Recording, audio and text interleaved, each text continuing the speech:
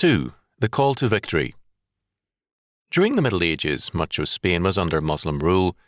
The Christian Spaniards under Arabic government sometimes had serious difficulties, but their faith was governed by the knowledge of their calling to dominion. Their order of service in church was known as the Mozarabic Rite, a service which a few years back was used only in one chapel in the cathedral at Toledo. A remarkable aspect of that service was the use in every service of the proclamation by the pastor of 2 verses, Psalm 2, 7 and 8. Quote, "The Lord hath said unto me, Thou art my son, this day have I begotten thee.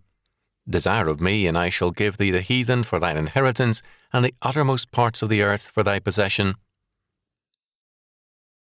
Our Lord has these words in mind in the Great Commission, Matthew 28, 18-20.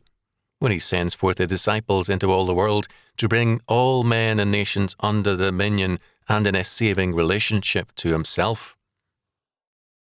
We have been called in Christ to victory, 1 John 5:4, and we dare not shirk that calling. The whole world must know Jesus Christ as Lord and Saviour. His dominion must begin with us. We must be fully commanded by him in total obedience to him and in all things faithful to him. The world must be conquered for Christ. There is no power too great for him, no evil he cannot conquer, nor any barrier too high for him to scale. We haven't been called to enjoy ourselves, but to serve him. We live in a world moving from disaster to disaster, and we must not be indifferent to the pressing nature of our crisis. Our world has no hope apart from Christ.